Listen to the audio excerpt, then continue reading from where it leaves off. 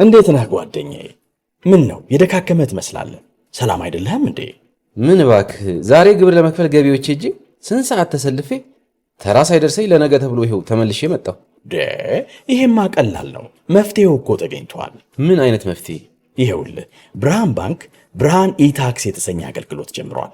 ይህ አገልግሎት ከገቢዎች ሚኒስቴር ጋር በመተባበር የሚሰጥ አገልግሎት ስለሆነ የግብርህን የገቢዎች ሰነድ ቁጥር በመያዝ ከዚያ የብርሃን ባንክ ደንበኛ ከሆንክ ከፈለግ በሞባይል ባንክ አገልግሎት አሊያም በብርሃን ኢንተርኔት ባንክ አገልግሎት ግብርህን መክፈል ትችላለህ። የባንኩ ደንበኛ ካልሆንክ ደግሞ ወደ ቀረበ የብርሃን ባንክ ቅርንጫፍ ሄደህ ግብርን መክፈል ነው። ዋው! ይሄማ ትልቅ የምስራች ነው። ቀኔን ያበራኸው። አዎ፣ በብርሃን ባንክ ኢታክስ የግብር ክፍያ አገልግሎት ከረጃጅም ሰልፍ ድነው በፈለጉት ሰዓት በማንኛውም ቦታ ሆነው ግብሮን መክፈል ይችላሉ። ብርሃን ኢታክስ ፈጣን የግብር መክፈያ አማራጭ። ብርሃን ባንክ እንደ ስማችን ብርሃን ነው ስራችን። ተመልሰናል አድማጮቻችን። አዳይ ፊልም 95.1 ላይ ትገኛላችሁ። ፉትቦል ካፌ ነው ፕሮግራሙ። ትናንትና በብሮጅ የተደረገውን ጨዋታ እንመልከት። ቼልሲን ከአርሰናል ጋር ያገናኘው ጨዋታ አንድ እኩል በሆነ ውጤት ተጠናቋል። ይህንን ጉዳይ እንመልከት። በሁለቱ ክለቦች መካከል የነበረው የነጥብ ልዩነት እንዳለ የቀጠለበት ነበረ። ግብ በማስቆጠር በኩል ቼልሲዎች ቀዳሚ ነበሩ። ያው ከቀይ ካርዱ በኋላ እንግዲህ ቼልሲ አፈግፍጎ ይጫወታል የሚሉ ግምቶች ነበሩ። ነገር ግን ቼልሲ ሙሉ ለሙሉ የማጥቃት እግር ኳስን የተጫወተው በቁጥራዊ መረጃም ከተመለከተ የተሻለው ቡድን ሆኖ የወጣው በተለይ ደግሞ በማጥቃቱ ቼልሲ ነውና በቀይ ካርድ የወጣባቸው አይመስሉም ነበር ቼልሲዎች ትናንትና ሲያጠቁ። ግን ሪሲ ጀምስም ይሄ እንዲሆን ትልቅ ሚና የተጫወቱ ይመስላሉና እናንሳው ይሄንን ጉዳይ። ኢንዞ ማሪስካ ከማንቸስተር ዩናይትድ ጋር በነበራቸው ጨዋታ በቀይ ካርድ ተጫዋች ሲወጣባቸው የማጥቃት ተጫዋቾቻቸውን ነበር ያስወጡት። ትናንትና ደግሞ ሞይሰስ ካይሴዶን የመሰለ በጣም ጥሩ ተጫዋች የቼልሲ ሁሉም ነገር የሚመሰረተው ሞይሰስ ካይሴዶ ላይ ነው። እሱን አታውት ነው እንደዛ የተጫወቱት። እናንሳው ይሄንን ጉዳይ። ቼልሲ ወይስ ደግሞ አርሰናል ነው ነጥብ የጣሉት የሚለውንም ጉዳይ እንመልከት።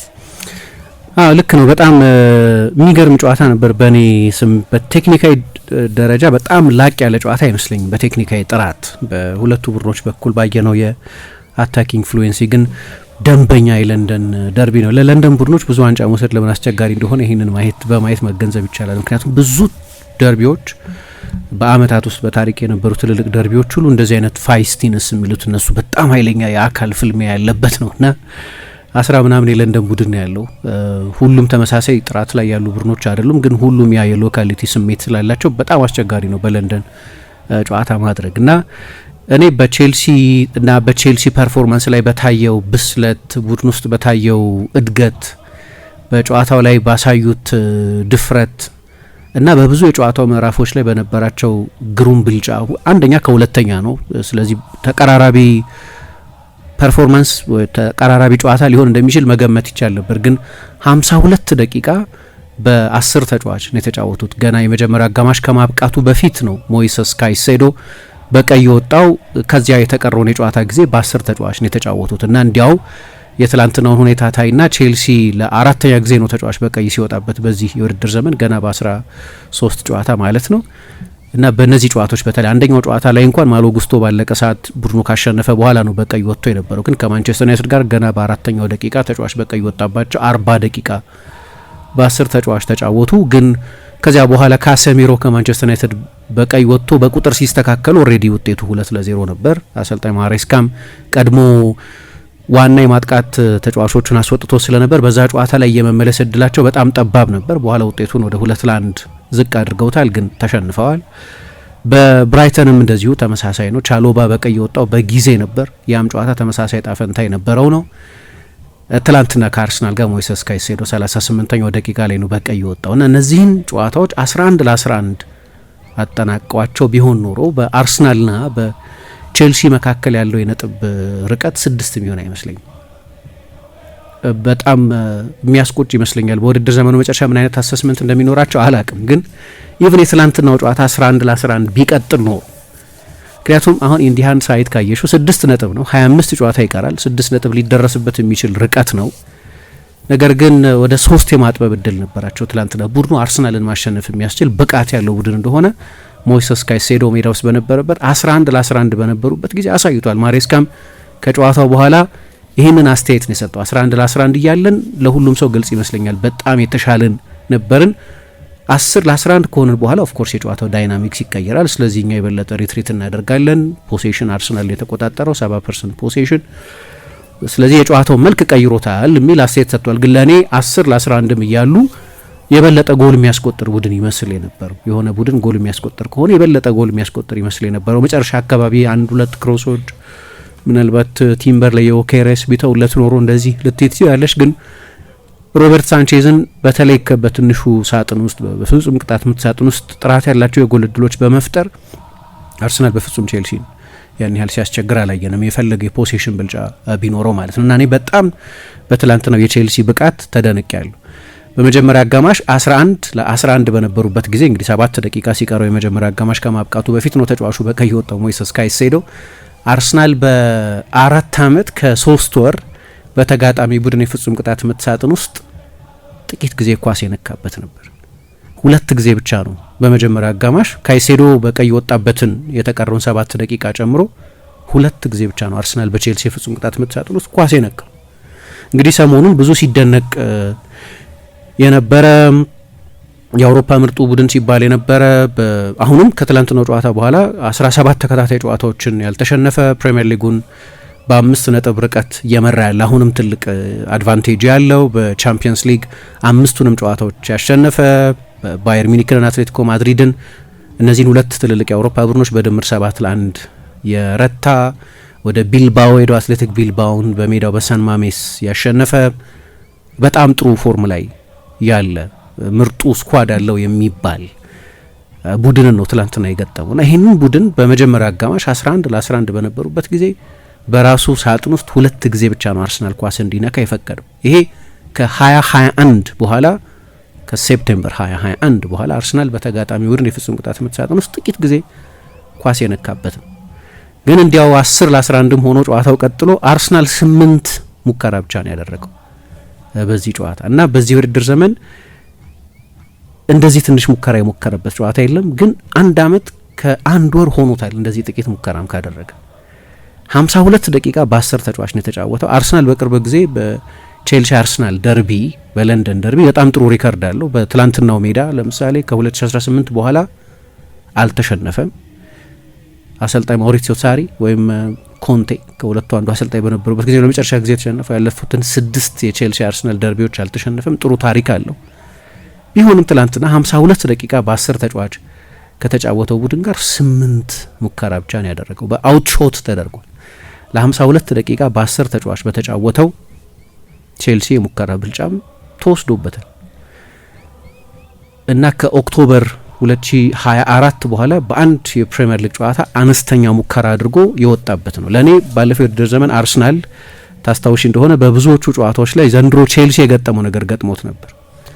ብዙ አጋማሾችን በ10 ተጫዋች እንዲጫወት ተገዶ ነበር። በተለያዩ ጨዋታዎች ላይ ተጫዋቾች በጊዜ በቀይ ወጡ ስለነበር አንዳንዶቹም በተለይ ደግሞ ፕሪሚየር ሊግ ብዙ ያልቀጠለበትን የተጫዋቾችን የቅጣት ምቶችን የማዘግየት ጥፋት ምክንያት ራይስ ወይም ትሮሳር በእንደዚህ አይነት ምክንያቶች ነበር በቀይ የወጡት እና በነዛ ጨዋታዎች አርሰናል አቻ ነበር የተለያዩ። ረጅም ሰዓት በ10 ተጫዋች መጫወት በጣም ውስብስብ ነው። ግን የቼልሲ ፐርፎርማንስ ይሄ በምንድን ነው በጣር የተገኘ 1 ነጥብ ሳይሆን በጣም ጥሩ በመጫወትና በብዙዎቹ የጨዋታው ምዕራፎች ላይ የተሻለ ቡድን በመሆን የተገኘ 11 ሙከራ አድርጓል። አርሰናል በፕሪሚየር ሊግ የመጀመሪያ ሳምንት ከማንቸስተር ዩናይትድ ጋር በተጫወተ ጊዜ 22 ሙከራ ተደርጎበት ነበር። ከዛ ቀጥሎ ብዙ ሙከራ የተደረገበት የትላንትናው ጨዋታ ላይ ነው። አርሰናል በነገራችን ላይ እስከ ቅርብ ጊዜ ድረስ ያንን የ2004ቱን የጆዜ ሞሪኞን ቡድን ሬከርድ ይደርስበት የሆነ ወይ በአንድ የውድድር ዘመን 15 ጎል ብቻ የተቆጠረበት 25 ክሊንሺት የጠበቀ በጣም አስደናቂ ዲፌንሲቭ ሪከርድ የነበረው ቡድን ነው። እዛ ቁጥር ላይ ሊደርስ ይችል የሆነው የሚል ኮንቨርሴሽን ነበር አለ። አሁንም ግን ከዛ የጆዜ ሞሪኞ ቼልሲ በጨዋታ ያነሰ ሙከራ ነው የሚደረግበት የአርቴታ አርሰናል። ትላንትና ግን በ10 ተጫዋች የተጫወተው ቼልሲ 11 ሙከራ አድርጓል እና አርሰናል በዚህ የውድድር ዘመን በተቀሩት 11 ጨዋታዎች በአንፊልድ ሊቨርፑልን፣ በኤሚሬትስ ማንቸስተር ሲቲን የገጠመበትን ጨዋታ ጨምሮ 11 ሙከራ አልተደረገበትም። ኦልትራፎርድ ላይና ስታንፎርድ ብሪጅ ላይ ብቻ ነው ከ10 በላይ ሙከራ ተደርጎበት የወጣው እና ሁሉም መለኪያዎች የሚያሳዩት ቼልሲ በትላንትናው ጨዋታ በጣም ግሩም እንደነበር በጣም ትልቅ ሴንስ ኦፍ አድቬንቸር እንደነበረው ተጫዋች በቀይ ከወጣበትም በኋላ ጭምር። አሁን እንግዲህ ያኔ ማሬስካ ብዙ የተተቸበት ምክንያት በማንቸስተር ዩናይትድ ጨዋታ ላይ በ4ኛው ደቂቃ ነው ተጫዋች በቀይ ወጣበት እና ምንም መሽሎኪያ አላስቀረም ለራሱ ምናልባት ጋርናቾ ካልሆነ በስተቀር። ጋርናቾ ደግሞ ፊት አልነበረም ለዛ ጨዋታ። እንደምታውቂው የማንቸስተር ዩናይትድን ሙሉ ፕሪሲዝን በቦምብ ስኳድነት በተለየ ከዩናይትድ እንዲወጡ እየተገፉ በነበሩ ተጫዋቾች ስብስብ ውስጥ ነው የነበረው። ስለዚህ እዛ ጨዋታ ላይ ማሰልጣኙ ምናልባት የነበረው ብቸኛው የማጥቃት አማራጭ ጋርናቾ ነበር፣ እሱ ተቀይሮ አልገባም እና እኛም ብዙ አስተያየት ሰጥተንበታል። ያንን ጨዋታ በተመለከተ የወሰናቸውን የጥድፊያ ታክቲካዊ ውሳኔዎች፣ ግብ ጠባቂን ለመቀየር ሌላ ማጥቃት ተጫዋች ማስወጣት የሚጠበቅ ሆኖ ግን ደግሞ በዛው ፔድሮ ኔቶን አስወጣና ቦል ኬሪየር ወይም እንደ ጥልቅ መከላከል መተንፈሻ የሚሆን ተጫዋች አልነበራቸውም። ደግሞ ነገሩን ያባሰው አስገዳጅ በሆነ ሁኔታ የኮል ፓልመር በዛ ጨዋታ ላይ በጉዳት መውጣት ነው። ፓልመር በነገራችን ላይ ከዚያ ጨዋታ በኋላ አልተጫወተም። ለትላንትና ጨዋታው ከተጠናቀቀ በኋላ ማሬስካ አንድ በጣም ኢንትረስቲንግ ነገር ተናገረ። እነዚህ ቀይ ካርዶች አንድ እያስተማሩኝ ያሉት ነገሮች አሉ ብሏል። አሁን ትላንትና የወሰናቸው ውሳኔዎች በእነዚህ ጨዋታዎች የወሰናቸው ውሳኔዎች ስህተቶች ትምህርት ሲሆኑት ያየንበት ነው እና ልክ ምንድነው የምትጠብቂው በቀይ ወጣበት ተጫዋች እንዲሁ አይነት ተጫዋች አይደለም። ሞይሰስ ካይሴዶ ነው በፕሪሚየር ሊግ ያለ ብዙ ማሰብ ምርጡ ኳስ ነጣቂ አማካይ ነው። ምርጡ ኳስ ነጣቂ አማካይ ነው። በጣም አስደናቂ ፐርፎርማንስ እያሳየ ያለ ነው። ታውቂያለሽ ከጨዋታው በፊት ምሳ ብዙ ሲባል የነበረው ካይሴዶና ራይስ የለንደን ደርቢው በእነሱ ነበር ኢምቦዲ የተደረገው። እንዲህ አይነት በጣም ወሳኝ ተጫዋች ነው በቀይ የወጣባቸው። የማንቸስተር ዩናይትዱ ጨዋታ ላይ የነበረው ማሬስካ ማይንድ ሴት ቢሆን ኖሮ አንድ የማጥቃት ተጫዋች ቀይሮ ያስወጣና አንድሬ ሳንቶስ የሆነ ሌላ የአማካይ ተከላካይ ያስገባ ነበር።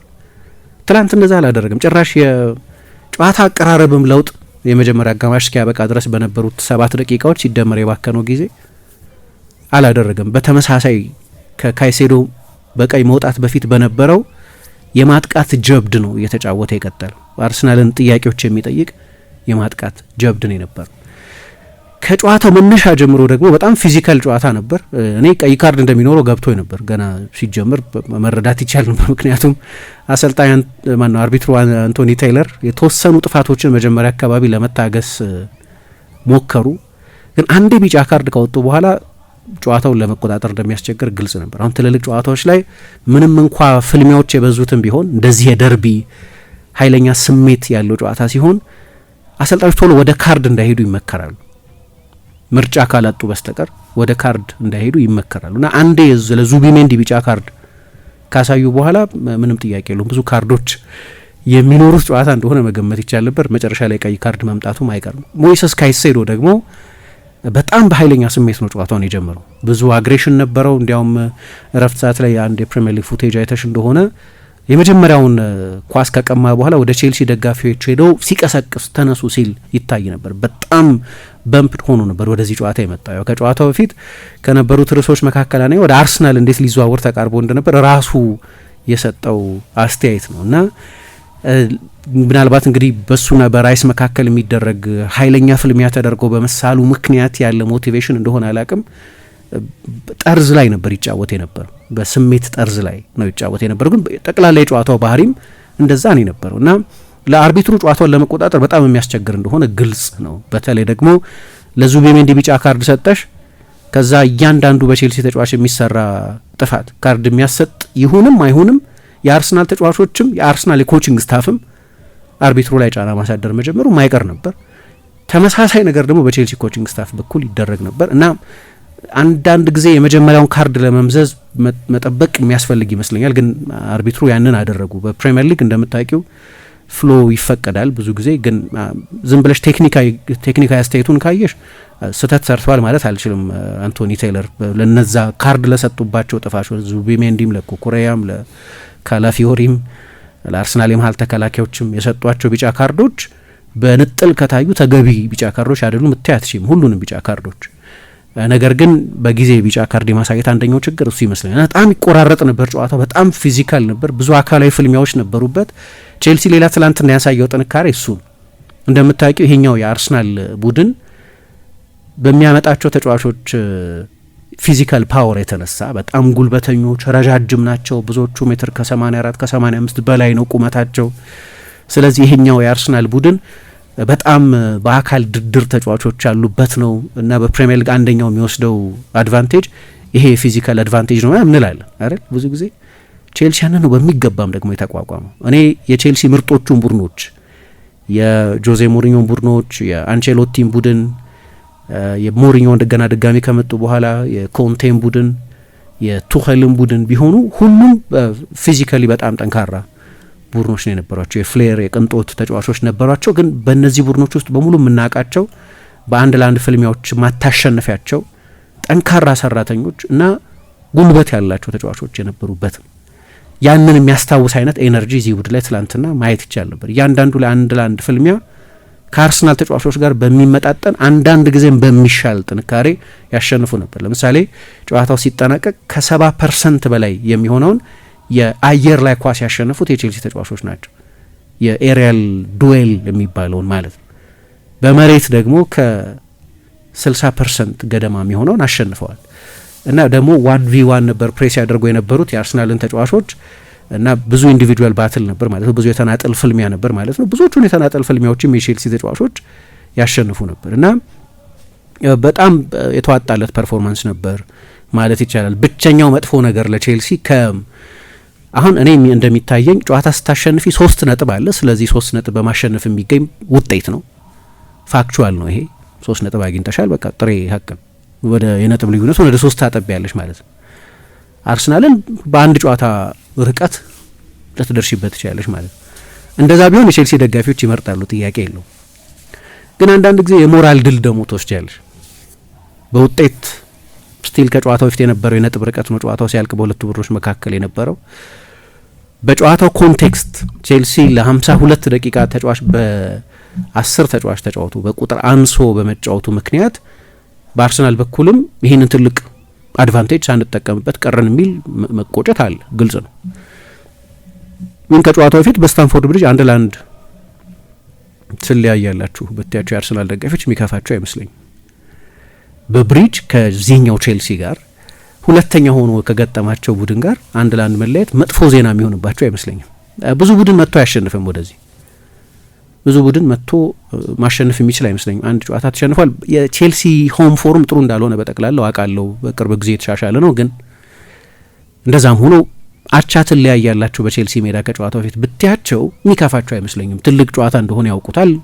በሳምንቱ አጋማሽ ባርሴሎናን ያሸነፉበት፣ ግን በጠቅላላው ደግሞ ከትላንትናው በፊት በነበሩት 6 የፕሪሚየር ሊግ ጨዋታዎች 5ቱን ካሸነፈ ጥሩ ፐርፎርም እያደረገ ካለ ቡድን ጋር የሚገኝ ስለሆነ አሁን ኮንቴክስቱን ግን ስትወስጂ ለእንደዚህ አይነት የጨዋታ ርቀት በጣም ዘለግ ላለ ጊዜ በ10 ተጫዋች የተጫወተን ቡድን ገጥሞ ካፒታላይዝ ለማድረግ ግን ቡድናቸው ላይ ቅሬታ እንዲኖራቸው የሚያደርግ አይነት ነው እና ከጨዋታው በኋላ የሞራል ሱፔሪዮሪቲ ያለው ቼልሲ ነው።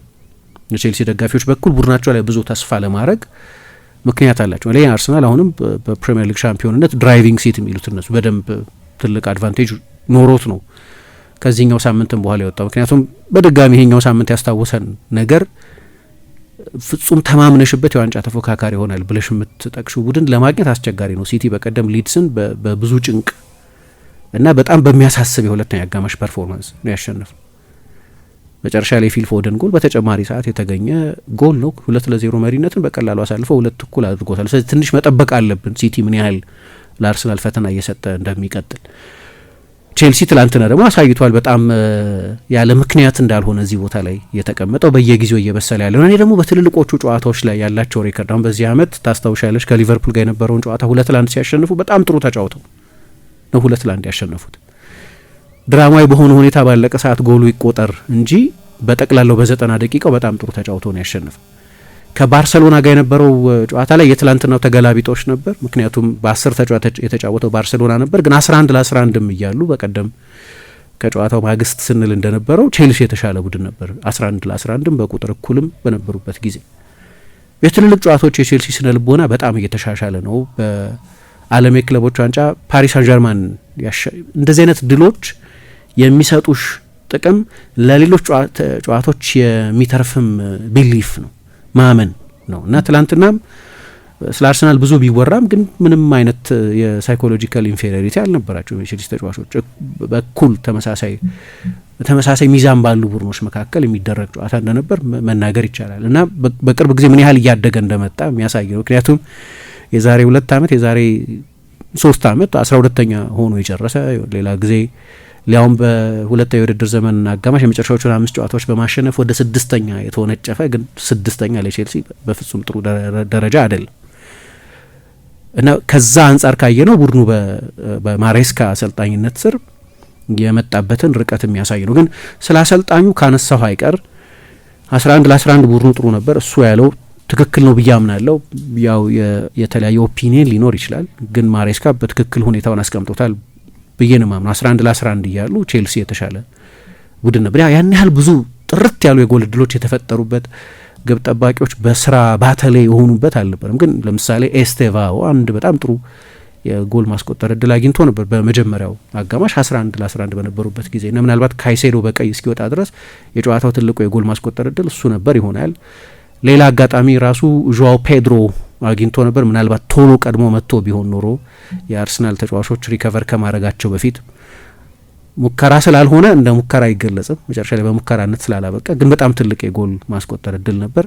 አሁን እነዚህ ሀፍ ቻንስስ የሚባሉ ናቸው። ጥርት ያሉ የጎል እድሎች ላይባሉ ይችላሉ ግን በጨዋታው ላይ የተሻሉትን የጎል እድሎች የሚፈጥር የነበረው ቼልሲ ነው። አርሰናል ደግሞ አንዳንድ ጥያቄዎች ሲጠይቅ የቡድኑ የተከላካይ መስመር በቁጠባ የሚያጫውቱት በጉዳት ታሪኩ የተነሳ በቁጠባ የሚያጫውቱት ዌስሊ ፎፋናም በኋላ ጎሉን ያስቆጠረው ቻሎባም በጠቅላላ የቼልሲ ባክፎርም እና ግብ ጠባቂ ሮበርት ሳንቼዝ ብዙ ምንተቸው ግብ ጠባቂ ነው ብዙ ስህተቶች ስለሚሰራ ግን በዚህ ዓመት በግልጽ የሚታይ መሻሻል አለው እና ትላንትናም አንዳንድ ሙከራዎችን ያዳነበት መንገድ የአርሰናልን የቆሙ ኳሶች ራሱ ዲል ያደረገበት ሁኔታ የቼልሲ ፕሬስ ያደረጉበት ኢንቴንሲቲ በእነዚህ ሁሉ ነገሮች በጣም ጥሩ ተጫውተዋል። ቅድም እንዳነሳሁት ደግሞ በተለይ ቼልሲ ማን ቱ ማን ስለነበር ፕሬስ ያደርግ የነበረው መጨረሻ ላይ ምን ይሆናል እያንዳንዱ ሰው በተናጠል ያለውን ፍልሚያ የማሸነፉ ጉዳይ ይወስነዋል እና የቼልሲ ተጫዋቾች አብዛኞቹን የተናጠል ፍልሚያዎች ከአርሰናል ተጫዋቾች የተሻለ ያሸንፉ ነበር እና አሁን እንግዲህ ለእኔ ትልቁ ጥያቄ አሁን ከዋንጫ ፍክክር አንጻር ከታየ ይሄኛው የዲስፕሊን ችግር ተጫዋቾች በቀይ የመውጣታቸው ነገር እንዳይሆን መጨረሻ ላይ ቡድኑን እጅ እንዲያጥረው የሚያደርገው የሚል ፍርሃት አለኝ። ቀላል አይደለም። አሁን ካይሴዶ አይኖርም የተወሰኑ ጨዋታዎች ላይ ስለሚቀጣ እርግጠኛ ነው ምናልባት 3 ጨዋታ ትልቅ ጉዳት ነው። ሌሎች ጨዋታዎች ላይ ምን ያህል አስፈላጊ ተጫዋች እንደሆነ እናውቃለን። ትላንትና ያለሱ ጨዋታውን ተቋቋሙት ማለት እሱ በማይኖርበት ጊዜ ችግር አይፈጠርም ማለት አይደለም። ልክ እንደዚህ ሲሆን ምን አስባለሁ የቲያጎ ሲልቫ አይነት መሪ ከኋላ ያለ አይደለም በደንብ ልምድ ያለው ተጫዋች ቢኖር እምለው በእንደዚህ አይነት ጊዜ ነው። ያ ልምድ አጠርነት ገና በ13 ጨዋታ 4 ቀይ ካርድ ግን በሁሉም ውድድሮች ደግሞ 7 ቀይ ካርድ በጣም ብዙ ነው። 6 ነጥብ ነው ብዙ አይደለም። አርሰናል ደግሞ ሁለቱ ቀጥለው የሚመጡት ጨዋታዎች ቀላል ጨዋታዎች አይደሉም። በእርግጥ በኤምሬትስ ብሬንፎርድ ነው የሚገጥመው ግን ከዛ በኋላ በቪላ ፓርክ አሁን በጥሩ ፎርም ላይ ያለውን እንደገና በዚህ ሳምንት የሚድላንድ ደርቢን ያሸነፈውን አስቶን ቪላን ይገጥማል።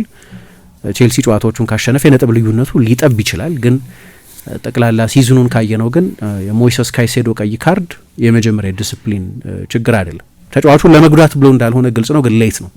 በድጋሚ ወደ ሞኒተሩ ከሄደ ይሄ ውሳኔ በቀይ እንደሚያስወጡት ግልጽ ነበር። አንቶኒ ቴይለር መጀመሪያ ጥፋት መሆኑን አይተው ለአርሰናል አድቫንቴጅ ሰጥተው ነበር እና በኋላ ተመልሰው ደግሞ ሁለቱም ተጫዋቾች ወደቁ።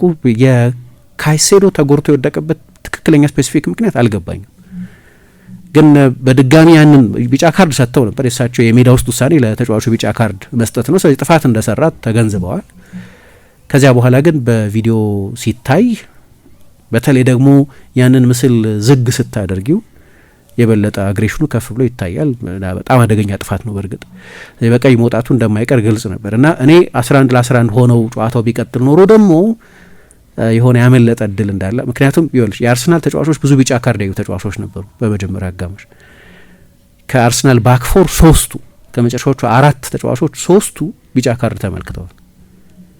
2 የመሀል ተከላካዮች በጋብርኤል እና በሳሊባ ለመኖር ምክንያት አርቴታ ከጨዋታው በፊት ያው በአርሰናል ደጋፊዎች በኩል መጠነኛ ሽብር የነበረ ይመስለኛል። የሳሊባ ለመሰለፍ አልተጠበቀም። ሞስኬራንና ኢንካፒዬን ነው አንድ ላይ ያሳለፈው። ሪካርዶ ካላፊዮሪም ሌላኛው ተጫዋች ነው። ቢጫ ካርድ ተመልክተዋል ሶስቱ። የቡድኑ 6 ቁጥርም የቼልሲን ማጥቃቶች እንዲያቋርጥ የሚጠበቀው የቡድኑ ኳስ ነጣቂ አማካይም ማርቲን ዙቢሜንዲን ቢጫ ካርድ ተመልክተዋል። ስለዚህ 5ኛው ደቂቃ ላይ ነው ቢጫ ካርድ የተመለከተ። በዚህ ኮንቴክስት 11 ለ11 ቢሆኑ ኖሮ ምናልባት ቼልሲ ሌላ ውጤት ሊኖረው ይችል ነበር። እንደ ፐርፎርማንስ በጣም ጥሩ ፐርፎርማንስ መሆኑን እንረዳነ። ከፕሪሚየር ሊግ የዋንጫ ፉክክር ኮንቴክስት ካየሁት ግን ለቼልሲም ቢሆን ያሳጣው ነገር አለ። የዲሲፕሊን ጉዳይ በሌሎች ጨዋታዎች እንደሆኑ ማለት ነው። በሌሎች ጨዋታዎች እንደሆኑ አሰልጣኙን በተመለከተ ግን ማሬስካን በተመለከተ ምንም ለውጥ አላደረገም እና አልጠበቅኩም እሱን። በቃ ኤስቴቫውን ያስወጣውና አንድሬ ሳንቶስ ነው ያስገባው። አንድሬ ሳንቶስ ደግሞ ባለፈው ከበርንሌ ጋር በነበረው ጨዋታ በካይሴዶ ፈንታ ተጫውቶ ካይሴዶ 2 ጨዋታዎችን ለኤኳዶር ብሔራዊ ቡድን 90 ደቂቃ ተጫውቶ ስለነበር እሱን እዛ ጨዋታ ላይ ያሳረፈው። ተጋጣሚው በርንሌ እንደሆነ እገነዘባለሁ።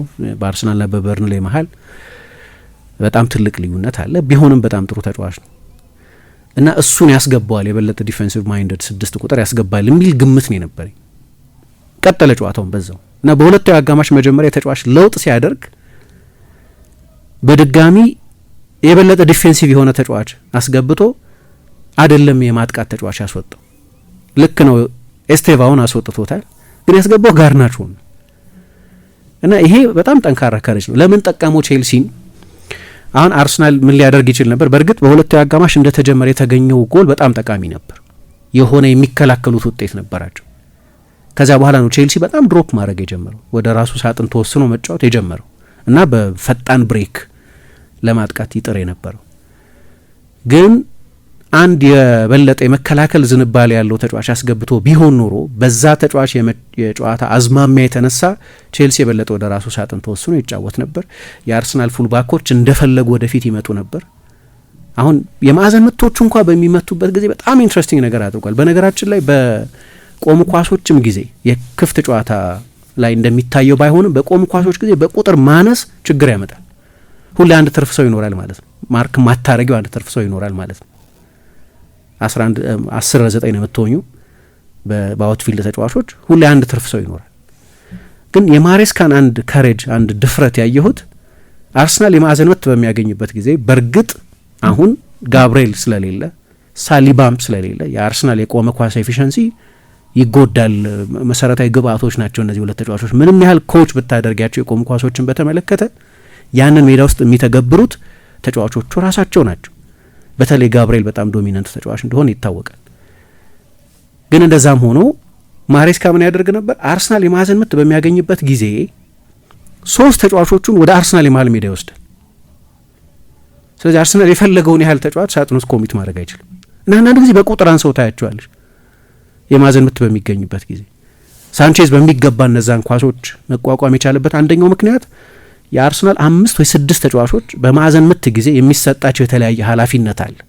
አንደኛው ወደ ቅርቡ ፖስት ይሮጣል፣ አንደኛው ወደ ሩቁ አንግል ይሮጣል፣ አንደኛው ግብ ጠባቂውን ብሎክ ያደርጋል፣ አንደኛው የተጋጣሚ ቡድን ምርጥ የቆሙ ኳሶች የመከላከል ተጫዋች ብሎክ ያደርጋል፣ አንደኛው የሚያሳስት ሩጫ የዲኮይ ሩጫ ያደርጋል። 6 አይነት አሳይመንት ወይም ከዛም በላይ አሳይመንት ይሰጣቸዋል። ኬሪዮግራፍድ ነው የሚባለው ለዚህ ነው። የተጠና ነው እያንዳንዱ ነገር በአርሰናል የቆሙ ኳሶች ማጥቃት ጊዜ። የቼልሲን ፈጣን በመልሶ ማጥቃት አደገኛ የሆኑ ተጫዋቾችን ከፊት አደረግሽ ማለት ግን መሀል ሜዳው አጋማሽ ላይ አደረግሽ ማለት ከሪስኩ ጋር በቁጥር የማነስ ሪስክ መኖሩን ከግምት ገብቶ አርሰናል ሁሉንም የማጥቃት የማዕዘን ምቶች የቅጣት ምቶች እንደ ልብ ማጥቃትም አይችልም። በክፍት ጨዋታ በመልሶ ማጥቃት በኔቶ በጋርናቾ በእነዚህ አንድን ቡድን ከመከላከል ወደ ማጥቃት በሰከንዶች ውስጥ ማሸጋገር የሚችሉ ተጫዋቾች ሜዳ ውስጥ ማቆየቱ ብቻ ሳይሆን በቆሙ ኳሶችም ጊዜ የዘየደው ብልሃት በጣም ፕሮአክቲቭ የመከላከል አይነት ነው። መከላከል ነው ግን በጣም ደፋር የመከላከል አይነት ነው። የተጋጣሚን ቡድን ጀርባዬን እያለ እንዲፈራ የሚያደርግ እና ዋና መሳሪያውን እንደ ልቡ እንዳይጠቀም የሚያደርግ የመከላከል አይነት ነው እና ለዚህም ለማሬስካ ትልቅ ክሬዲት መስጠት ያስፈልጋል። ኤንዞን ወደ ኋላ መለሰው በጨዋታው ላይ በጣም ግሩም ከነበረው ሪስ ጀምስ ጋር ያጫወተው። እስከ ቅርብ ጊዜ ድረስ የእንግሊዝ ብሔራዊ ቡድን አሰልጣኝ ቶማስ ቱኸል ሪስ ጀምስን እኔ ከቀይ መስመር ተከላካይነት ውጪ ማሰብ አልችልም የሚሉ ነበር። ግን ከጨዋታው በፊት ስለ ካይሴዶ ስለ ራይስ ይወራ ከነበረ ትናንትና ከጨዋታው በኋላ ምርጥ የነበረው ሪስ ጀምስ ነው። ፉል ባክ ነው በመደበኛ ቦታው፣ ግን ብዙ ቦታዎች መጫወት ይችላል እና ሁለቱ አንድ ላይ ጥልቅ ሚና ነበራቸው። ግን እንዳልኩት ነው በኋላ ሚኬል አርቴታ አንዳንድ ጥንቃቄዎች ማድረግ ጀመረ። ለምሳሌ ሪካርዶ ካላፊዮሪ በቀይ ወጥቶ እንደገና በቁጥር እንዳይስተካከሉ ቼልሲ እሱን ታርጌት ማድረጉ እንደማይቀር ግልጽ ስለነበር አስወጣው እሱን እና ማይልስ ሉዊስ ስኬሊን አስገባው። ግን ማይልስ ሉዊስ ስኬሊም ቢሆን ቢጫ ካርድ ተመልክቶ ነበር። እሱም በጠርዝ ላይ ነው ይጫወት የነበረው። በተለይ የኤልቦ ነገር በክርን የመማታት ነገር በፒየሮ ኢንካፒየን በኩል ሊሆን ይችል ነበር። ብዙ ሰርፕራይዝ አልሆንም ነበር ኢንካፒየ በቀይ ቢወጣ ኖሮ። የቻሎባን ፊት ስናየው በኋላ በክርኑ አግኝቶታል እና በጣም ወደ ጠርዝ በሄደ አካላዊ ጨዋታ ነው ጨዋታው ይደረግ የነበረው እና አርቴታም ያንን በማየት ይመስላል ቶሎ ካላፊዮሪን አስወጣ። ካላፊዮሪ ቢጫ ካርድ ተመልክቶ ስለነበር በጨዋታው ላይ ጥሩ ከነበሩ በንጽጽር ብዙ ጥሩ የነበሩ የአርሰናል ተጫዋቾች የነበሩ አይመስለኝም። ግን ጥሩ ከነበሩ የአርሰናል ተጫዋቾች በእኔ አስተያየት አንደኛው ሪካርዶ ካላፊዮሪ ነበር። ግን ያንን የቁጥር አድቫንቴጅ ሜንቴን ማድረግ ፈልጎ ስለነበር አላስወጣውም። አስወጥቶት ማይልስ ሉዊስ ስኬሊን አስገብቶታል። እኔ ደግሞ ይሄ ለቼልሲ የበለጠ የጠቀመ ይመስለኛል። ምክንያቱም ሴንትራል ኦቨርሎድ ነው የፈለገው። ካይሴዶ ወጥቷል፣ ቼልሲ ሌላ አማካይ አላስገባም። ስለዚህ የበለጠ የቁጥር ብልጫ መውሰድ ፈልጓል። ከካላፊዮሪም የበለጠ ወደ ሴንትራል ቦታዎች መግባት የሚያዘወትር መደበኛ ቦታው አማካይ የሆነ ተጫዋች ነው ማይልስ ሉዊስ ስኬሊ። ያ ግን ቼልሲ በትራንዚሽን በሚያጠቃበት ጊዜ አንደኛ ልጁ ወርዷል፣ ብዙ ባለመጫወቱ ምክንያትም ሊሆን ይችላል። ድሮም ቢሆን ግን በ1v1 ዲፌንዲንግ በጣም የተዋጣለት ተከላካይ አልነበረም። በጣም ጥሩ ተስፋ ያለው ተጫዋች ነው። ግን ከፈጣን የክንፍ ተጫዋች ጋር አንድ ለአንድ ከተጋለጠ አንዳንድ ጊዜ ሊቸገር ይችላል እና ትላንትና በቀኝ በኩል በቼልሲ ቀኝ በአርሰናል ግራ በኩል አንዳንድ ጊዜ ቦታው ላይ አይገኝም። ወደ ሴንትራል ቦታዎች ይሄድና ቶሎ ወደ ቦታው ሪከቨር አያደርግም። ኢንካፒ ያንን ቦታ ለመሸፈን ይሞክራል። ግን እንደገና ሌላ ለቢጫ ካርድ የተመለከቱት ተጫዋቾች ወደ ጠርዝ የሚወስድ ሌላ ተጫዋች ደግሞ አስገባ። ዣኦ ፔድሮ ጠለቅ ያለ ሚና ይዞ መጫወት የሚወድ ተጫዋች ነው። እንደ ኮንቬንሽናል 9 መጫወት ይችላል፣ እንደ ሳጥን 9 ግን የበለጠ የሚዋጣለት ጠለቅ ያለ ሚና ይዞ ሲጫወት ነው። ትላንትና ግን ብዙ ተጽዕኖ እየፈጠረ ስላልነበር አካላዊ ፍልሚያዎችን የሚወደውን ዴላፕን አስገባው እና የዴላፕ መግባት ደግሞ ለአርሰናል ተከላካዮች ሌላ ፈተና ነው። እንደ ልብ ከኳስ ጋር ፕሮግረስ ማድረግ አይችሉም። ቼልሲ በአንድ ሩት ነው የሚወጣው በረጅም ኳስ።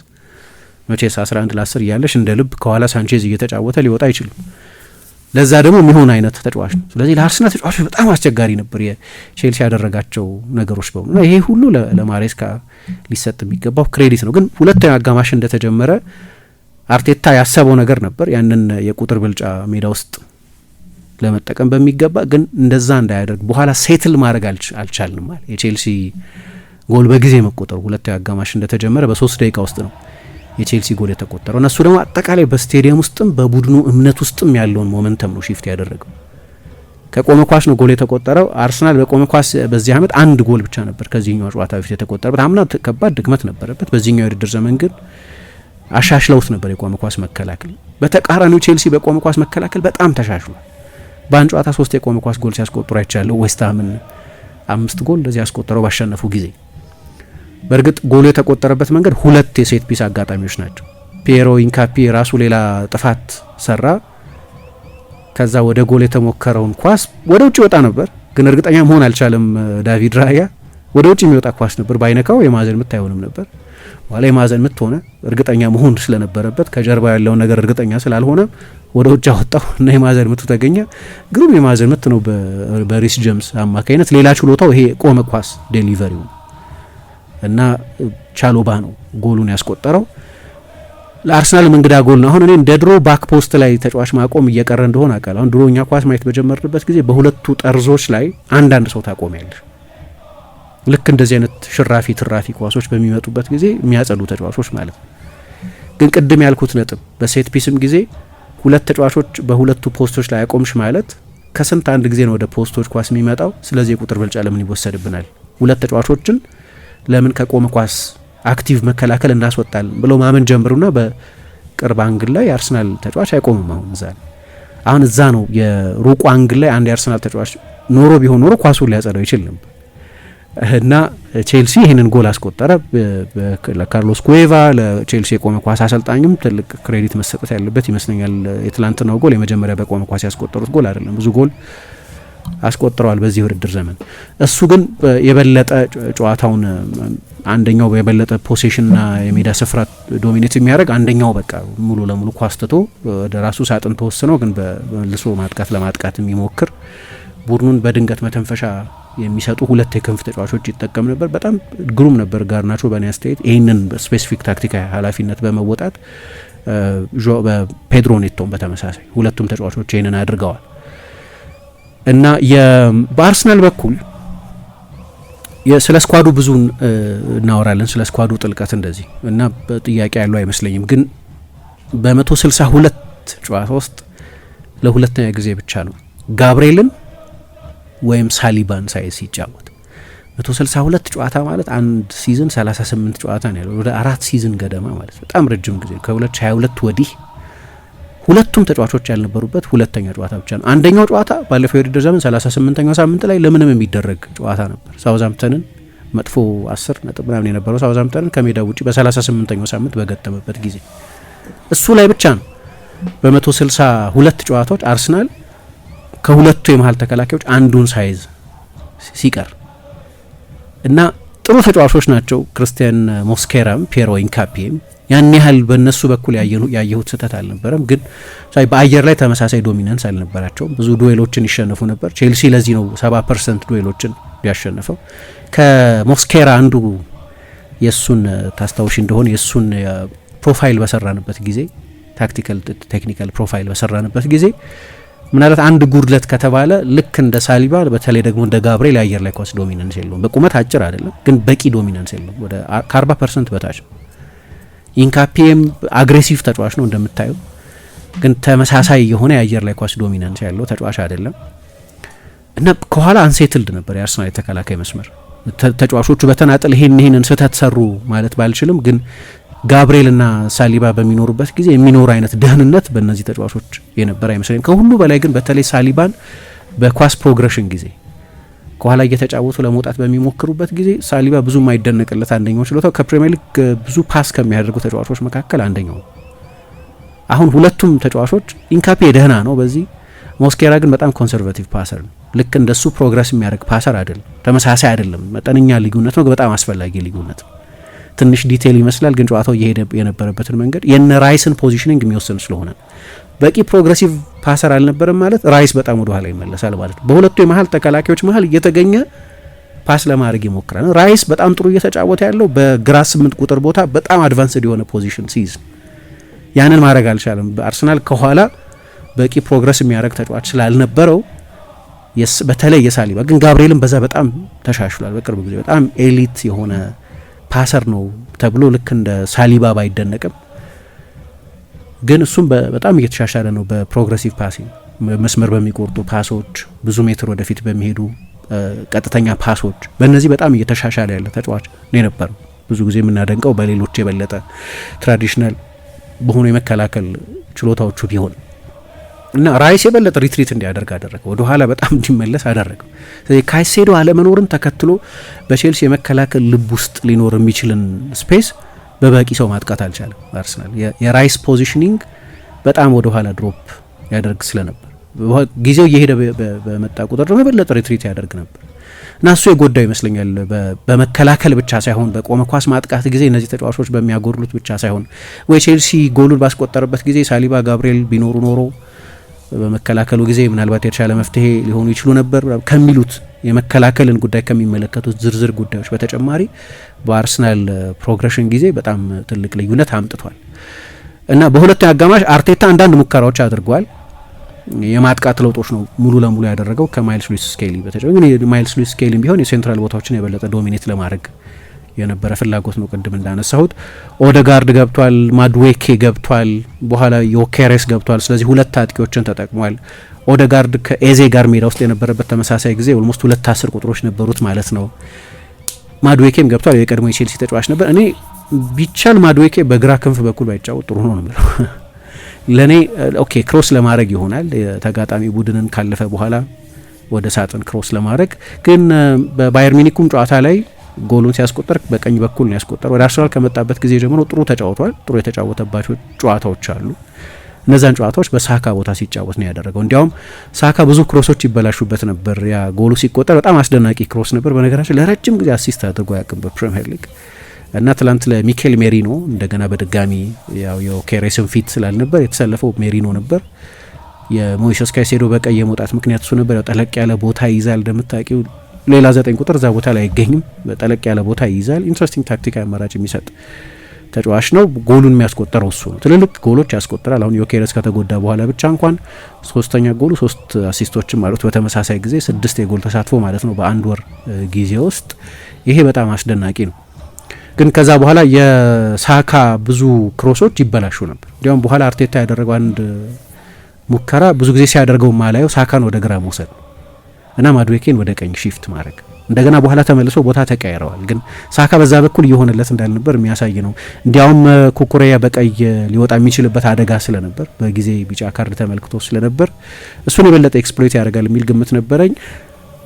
ላሚን ያማል እንደተቆጣጠረበት በጣም አስተማማኝ በሆነ ሁኔታ አይደለም ሳካን የተቆጣጠረው። ሳካ ብዙ ጊዜ ችግር ይፈጥርበት ነበር። ግን እኔ እንጃ ፊት መሆኑን ሳካ በአንድ በኩል ብዙ ጨዋታዎች ላይ አያለሁ እንደዛ። ባለፈው የባየር ሚኒክም ጨዋታ ላይ አርሰናል ጥሩ ቢጫወትም ኢቭን የቶተናሙ ጨዋታ ላይ ለክፉ የሚሰጥ ባይሆንም ከዛ ጉዳት ሙሉ ለሙሉ ነጻ መሆኑን እኔ እንጃ። አንዳንድ ጊዜ ልክ እንደዛ ነው። የተሟላ ፊትነስ ላይ ሳይሆን የ10% የ20% ያነሰ የፊትነስ ደረጃ በ80% ፊት ሆኖ መጫወት በእንደዚህ አይነት ጨዋታ በተለይ በቂ አይደለም። 100% ፊትነስ ላይ መሆንን የሚጠይቅ እና እርግጠኛ አይደለሁም ሲጫወት እንደዛ አይነት ያጫወተው ነው በየጨዋታው። ግን ልብ ብለሽ እንደሆነ ደግሞ ቶሎም ይቀይረዋል። ስኳዱ ሰፊ ስለሆነም ነው ቶሎ የሚቀይረው። በሌላ በኩል ግን ሜቢ 90 ደቂቃ እያንዳንዱ ጨዋታ ለመጨረስ ዝግጁም አይደለም ብሎ ስለሚያምን ሊሆን ይችላል። ቲዮሪውን አላቅም ለምን ያንን የሚያደርግ ምክንያቱን አላቅም ለምን እንደዛ እንደሚያደርግ። ግን በቂ የጨዋታ ዝግጁነት መኖሩን እኔ እንጃ። እና በተለይ ደግሞ ኩኩሬያ ቢጫ ተመልክቶ ስለነበር ብዙ የአንድ ለአንድ ፈተናዎች ቢሰጠው ኖሮ አይታወቅም። ኩኩሬያም ቻሌንጅ ለማድረግ ወደ ኋላ የሚል ተጫዋች ስላልሆነ ማለት ነው። እና ለአርሰናል ፈታኝ ጨዋታ ነበር በአካል ቅድም እንዳነሳሁት። በመጀመሪያው 30 ደቂቃ ብቻ 3 ቢጫ ካርድ የአርሰናል ተጫዋቾች ላይ ተመዟል። እና ይሄ ደግሞ በ20 ዓመት ውስጥ ለመጀመሪያ ጊዜ ነው። በ30 ደቂቃ 3 የአርሰናል ተጫዋቾች እና ሁሉም ደግሞ ዲፌንሲቭ ተጫዋቾች ናቸው። ታክቲካዊ አንዳንድ ተጨማሪ ነጥቦችን ለማንሳት እንግዲህ አርሰናል መሀል ላይ መጀመሪያ ጨዋታው ሲጀመርም ጀምሮ ግን ደግሞ በተለይ ከካይሴዶ መውጣት በኋላ ተጨማሪ ቁጥር ብልጫ ለመውሰድ ኤዜ አለ፣ ሜሪኖ አለ፣ ቲምበር ወደ ሴንትራል ቦታዎች እንዲገባ ይደረግ ነበር። ዙቢሜንዲ አለ እና ዙቢሜንዲ በእርግጥ ወደ ኋላ ድሮፕ ያደርጋል። ግን አንዳንድ ጊዜ 3-2 አንዳንድ ጊዜ 4-3 የቁጥር ብልጫ ለመውሰድ ይሞክር ነበር። ያንንም የቁጥር ብልጫ የቼልሲ ተጫዋቾች አግሬሽን አልፈቀደም። በጣም ግሩም ነበር። ለእኔ በጠቅላላው ቼልሲ ጥሩ ተጫውቷል። በአርሰናል በኩል ቅድም እንዳልኩት ምናልባት የሳሊባ አለመኖርም ዙቢሜንዲም ደግሞ እንትን ነው የምትሆኙ። እኔ ቢጫ ካርድ ሲበዛ ቀይ ካርድ ሳይሆን አልወድም ጨዋታ ላይ ፐርሰናሊ የኔ እንትን በተለይ ብዙ የመከላከል ባህሪ ያላቸው ተጫዋቾች ቢጫ ካርድ ሲያዩ ጨዋታ ሁሌ ወደ ጠርዝ ይሄዳል። ስለዚህ በቂ ሪስክ አይወሰድም። ሁሉም ተጫዋች ከአንድ ታክል ርቀት ላይ ነው ያለው ለተጨማሪ ካርድ እና ይሄ ጨዋታውን ኢንሂቢትድ እንዲሆን የታሰረ እንዲሆን ያደርገዋል። እንደዛ ሲሆን አልወድም። ተጫዋች በቀይ በጣም የካይሴዶ በቀይ መውጣትን ተከትሎ እንደገመትኩት አልሆነም ጨዋታው። ኦኬ አሁን በቃ ይሄ ማጥቃት ከመከላከል ጋር ይሆናል የሚል ግምት ነው የነበረኝ። እንደዛ አልሆነም። ለዚህ ነው ለቼልሲ ብዙ ክሬዲት የሰጠሁት። ግን እንደ ጨዋታ ግን በተለይ እርሊ ቀይ ካርድ አልወድም። በጣም የሆነ ነገር ይወስድብኛል ከጨዋታ ውስጥ። ግን ብዙ የዲፌንሲቭ ማይንድ ተጫዋቾችም ቢጫ ካርድ ሲያዩ ማየታቸው ተገቢ ሊሆን ይችላል። ጉዳዩ ከተገቢነቱ ጋር አይደለም፣ ከጠቅላላ የጨዋታው ስሜት ውስጥ የሚያሳጣው ነገር ግን አለ። በቂ ሪስክ አትወስጂም።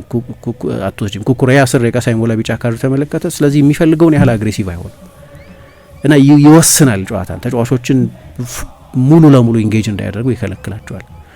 እና ካርድ የሚበዛበት ጨዋታ ብዙም አልወድም ፐርሰናሊ።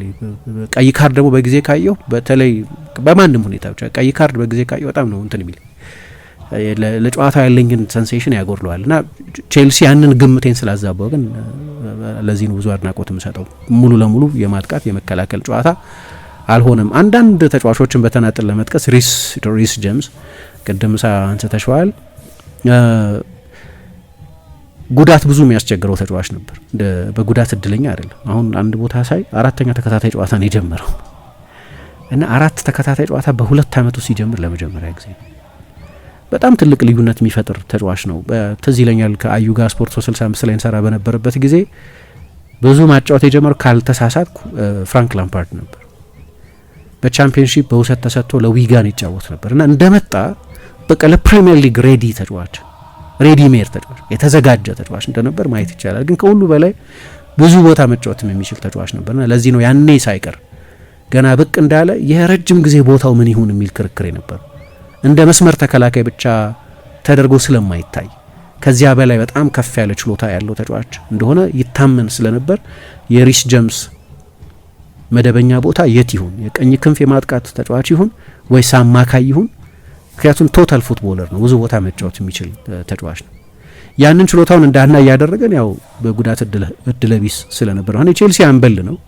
ብዙ የጮኸ የሚመራ ተጫዋች አይደለም፣ በአብዛኛው ቁጥብ ተጫዋች ነው በቃላቱ ላይ። ግን ሜዳ ውስጥ ሙሉ ፊትነስ ላይ በሚገኝበት ጊዜ በጣም አስደናቂ ተጫዋች ነው። ባለፈው የውድድር ዘመን በተቻለ መጠን ደቂቃውን ማሬስካ ማኔጅ ለማድረግ ይሞክር ነበር። አንድ የቶተናም ተጫዋች ነበር ሌድሊ ኪንግ የሚባል ተጫዋች፣ ብዙ የሚደነቅ ጉዳት ባያስቸግረው ኖሮ በነ ሪዮ ፈርዲናንድ ደረጃ ያለ ችሎታ ያለው ተጫዋች ነው ይባል ነበር። ግን በሳምንት አንድ ቀን ብቻ ነበር ይጫወት የነበር። ጉዳቱ በጣም አሳሳቢ ስለሆነ ብዙ ልምምድ አይሰራም፣ በሳምንት አንድ ጨዋታ ይጫወታል። ሪስ ጀምስም የነበረው ልክ በእንደዚህ ሁኔታ ውስጥ ነው። ዶዙ በጣም የተወሰነ ነበር። ስለዚህ ማሬስካ በተቻለ መጠን ደቂቃውን ማኔጅ ለማድረግ ይሞክር። ለምሳሌ ባለፈው ሳምንት ከበርንሌ ጋር ካስታወስ 45 ደቂቃ ነበር የተጫወተው። ከባርሴሎና ጋር 10 ለ11 ስለነበሩ እና ከአራውሆ መውጣት በኋላ የጨዋታው መልክ በጣም ተቀይሮ ስለነበርና የቼልሲ ፊዚካል ኤፈርት ስለሚቀንስ ለዛ እንደሆነ አላውቅም ብዙ አቆይቶታል። ግን መጨረሻ ላይ እሱንም ቀይሮ አስወጥቶታል። ደቂቃውን ማኔጅ ለማድረግ እየሞከረ ነው። ግን በሙሉ ፊትነስ ላይ የሚገኝ ከሆነ በጣም አስደናቂ ተጫዋች፣ አሁንም በ20ዎቹ አጋማሽ ያለ ተጫዋች ነው። ብዙ አመት ስላየ ነው ትልቅ ይመስላል፣ ግን ግሩም ተጫዋች ነው እና ትላንትና ይህንን ብቃቱን በድጋሚ ያሳይቷል በሁሉም የጨዋታው ምዕራፎች። በኋላ የጨዋታው ኮከብ ተባለ።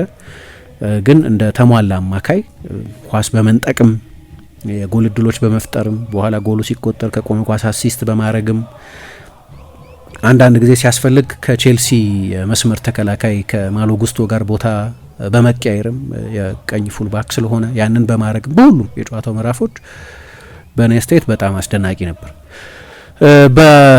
በአርሰናል በኩል እንግዲህ አርቴታ ከጨዋታው በኋላ ደስተኛ ሆኖ ነው ያየሁት። በተለይ በፕሬስ ኮንፈረንሱም ላይ ግን በፍላሽ ኢንተርቪዎችም ላይ እንዳየሁት። አሁን እንዲሁ ኢንዲያን ሳይት ካየሹ መቆጨት አለባቸው። 52 ደቂቃ ከቼልሲ ጋር 9 ነጥብ ርቀት መፍጠር የሚችሉበት፣ ከማንቸስተር ሲቲ ጋር ያንን የ7 ነጥብ ርቀት ሪስቶር ማድረግ የሚችሉበት እድል ነበራቸው እና ያንን እድል አልተጠቀሙበትም። እኔ አንድ ያለኝ ቲዮሪ ምንድን ነው፣ አርሰናል ኃይለኛ ቅድም ቼልሲ ከሰጣቸው ታክቲካዊ ፈተና ባሻገር በጣም ስትራክቸርድ ቡድን ነው። ጥንካሬው ነው ይሄ የአርቴታን የማሰልጠን ችሎታ የሚያሳይ ነው።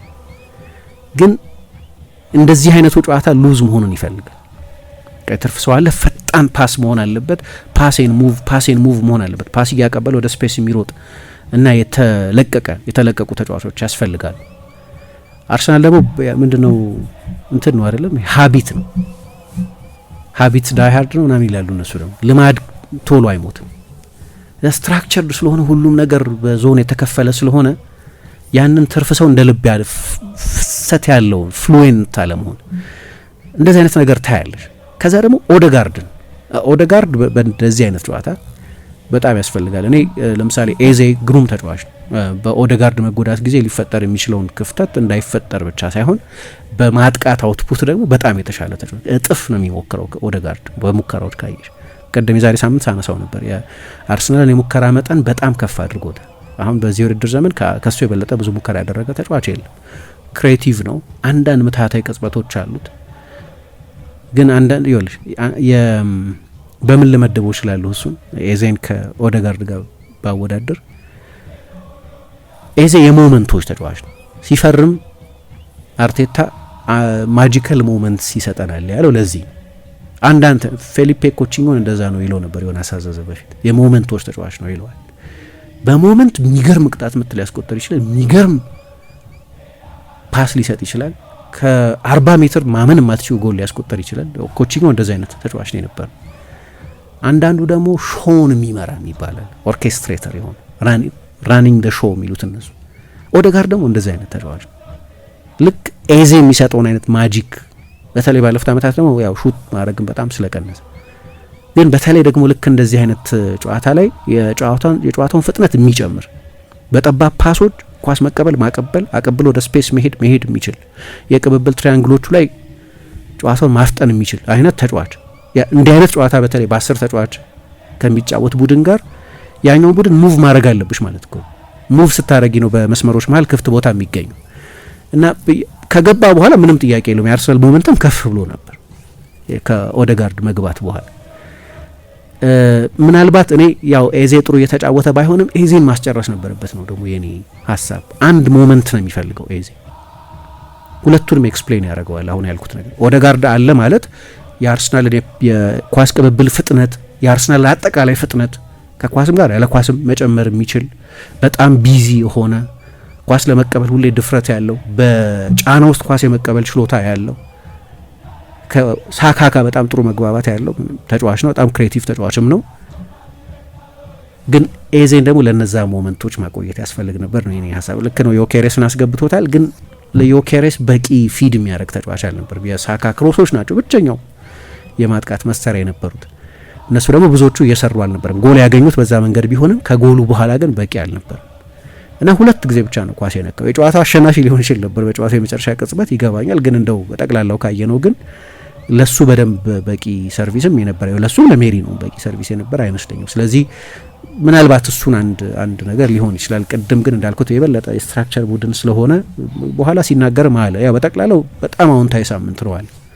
በጣም 3 ከባባር ጨዋታዎችን ያደረገው እና ወደ ብሪጅ መጥቶ አስቸጋሪ ቦታ ነው አቻ መውጣት አድቫንቴጅ ኖሮን ያንን ሳንጠቀምበት መቅረታችን ቢያስቆጭም እና በአንድ ነጥቡ ባልረካም ግን በጣም ጥሩ ሳምንት ነው የሚል አስተያየት አይ ቲንክ ጥሩ ሳምንት ነው። ከ3ቱ ትልልቅ ጨዋታዎች በፊት የአርሰናል ደጋፊዎች እንደዚህ አይነት ውጤት ይኖራቸዋል ማለት ብታያቸው የሚከፋቸው አይመስለኝም።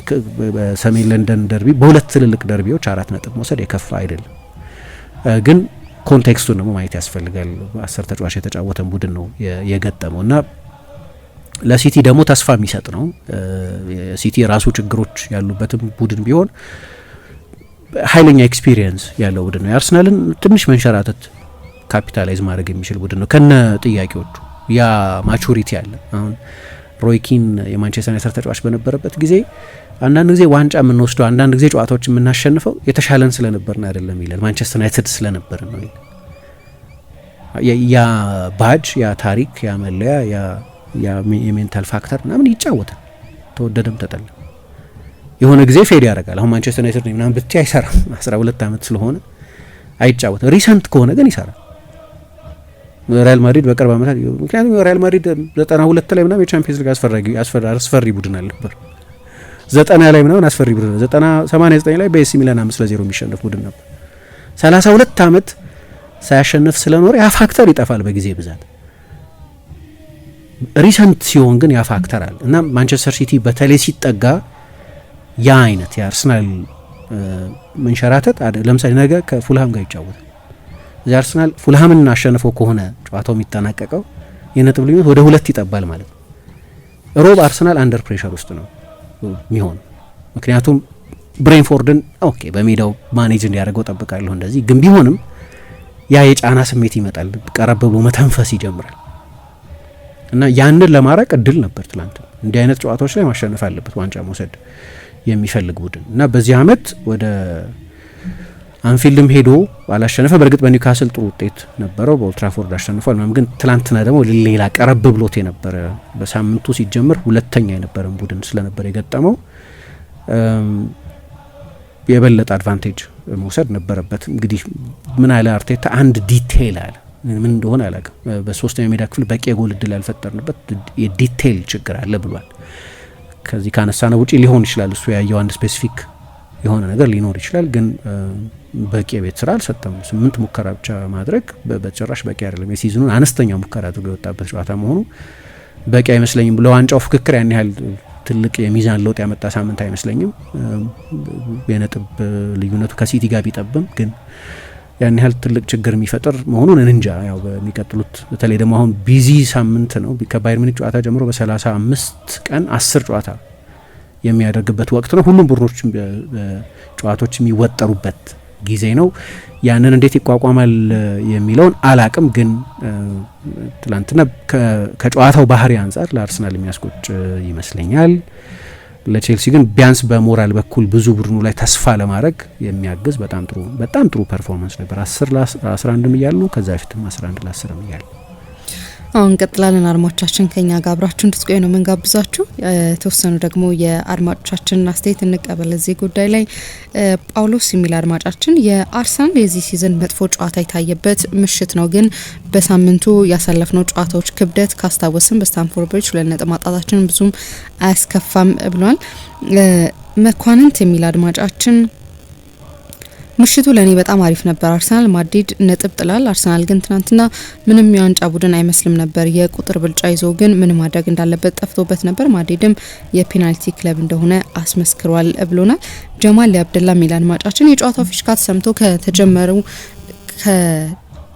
ከተጀመረበት ደቂቃ ጀምሮ የነበረው የጨዋታ ግለት፣ ቴምፖ፣ የአካል ጉሸማ እልህ የቀላቀለ እንደመሆኑ ዳኛውንም አስገድዶት ገና በ20 ደቂቃ 30 ደቂቃ ብዙ ቢጫ ካርዶች ከሁለቱም ቡድኖች ስናይ ቀይ ካርድ ይኖራል የሚል ግምት ቀይ ካርድ ይኖራል የሚል ግምት ነበረኝ። ካይሴዶንም ቼልሲ አቶታል። ነገር ግን አርሰናል ይህንን እድል አለመጠቀሙ ቢያስከፋም ለኔ አቻ ጥሩ ውጤት ያገኘ ይመስለኛል። የሳሊባ አለመኖር የቡድኑ ማጥቃት ቀንሶት እንደውም ራይስ በመከላከሉ ላይ በተሰጠው ስራ መብዛት የግራ መስመር 8 ቁጥሩ ላይ ምንም አይነት አስፈሪ ማጥቃት እንዳይኖረው ሲያደርግ ተመልክተናል። ሜሬኖ ግን ግራ ያጋባል። አርሰናል መፍትሄውም ጉለቱም ሲሆን እያየን ነው። ተቸግረን ትናንትና የተሻለ ቢሆንም ከኳስ ጋር በጣም ቀርፋፋ ጨዋታ የሚያዘገይ ሲሆን ተጋጣሚ ቦክስ ውስጥ እድሉን በአግባቡ የሚጠቀም ግን ተጫዋች ነው ብሎናል።